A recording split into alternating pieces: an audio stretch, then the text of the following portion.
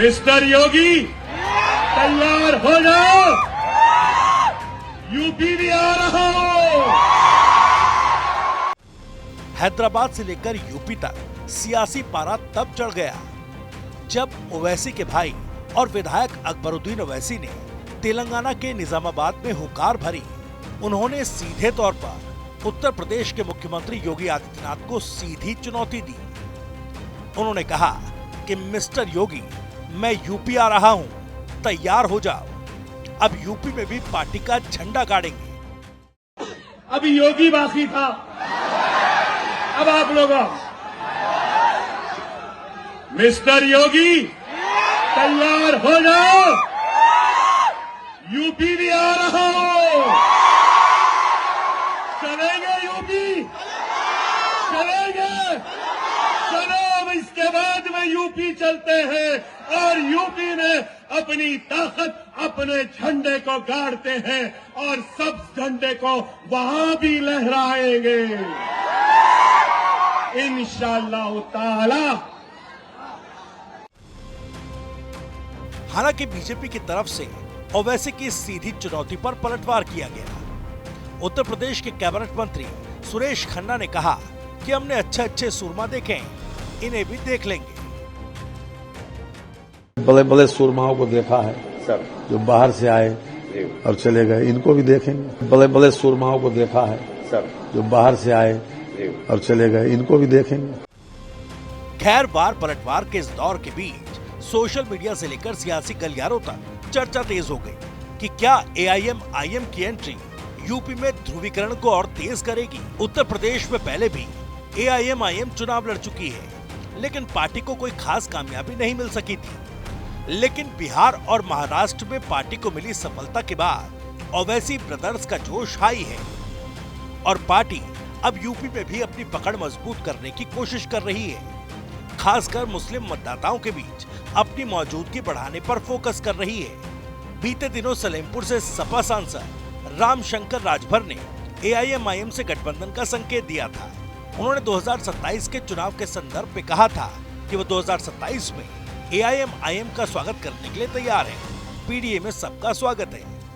हालांकि सपा सांसद के इस बयान पर सपा और AIM-IM के गठबंधन का सवाल तब खारिज हो गया जब खुद शिवपाल सिंह यादव ने कह दिया कि सपा को किसी की जरूरत नहीं।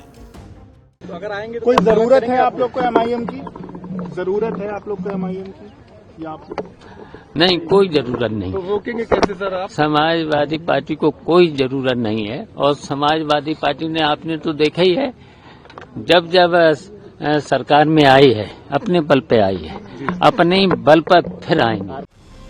ऐसे में अब ये सवाल पूछा जा रहा है कि आखिर ओवैसी यूपी में योगी को हराने के लिए आ रहे हैं या फिर सपा और विपक्षी खेमे के मुसलमान वोटर्स में सेंध लगाने के लिए। ये सवाल इसलिए भी है कि मुस्लिम यादव फॉर्मूले पर राजनीति करने वाली सपा अब PDA के साथ साथ सॉफ्ट हिंदुत्व की तरफ बढ़ रही है और शंकराचार्य और UGC जैसे मुद्दे पर सॉफ्ट हिंदुत्व के नैरेटिव को मजबूत कर रही है। सपा को डर है कि अगर भाईजान की यूपी में एंट्री से सपा के मुस्लिम वोट बैंक में दरार पड़ी तो सॉफ्ट हिंदुत्व के सहारे सपा इस दरार को भरने की कोशिश करेगी। वहीं कांग्रेस पार्टी के मुस्लिम वोट बैंक को भी यूपी में AIM-IM डेंट पहुंचा सकती है।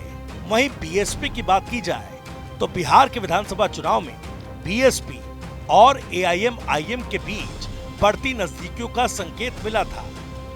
बहुजन समाज पार्टी ने बिहार में अकेले दम पर चुनाव लड़ा, लेकिन AIM-IM नेताओं का BSP के पक्ष में वोट करने के लिए कहना एक बड़े संदेश के तौर पर देखा गया। जानकारों की माने तो बिहार चुनाव में BSP नेता अनिल पटेल और जीते कैंडिडेट पिंटू यादव की प्रेस कॉन्फ्रेंस में ओवैसी की पार्टी का झंडा लगा था।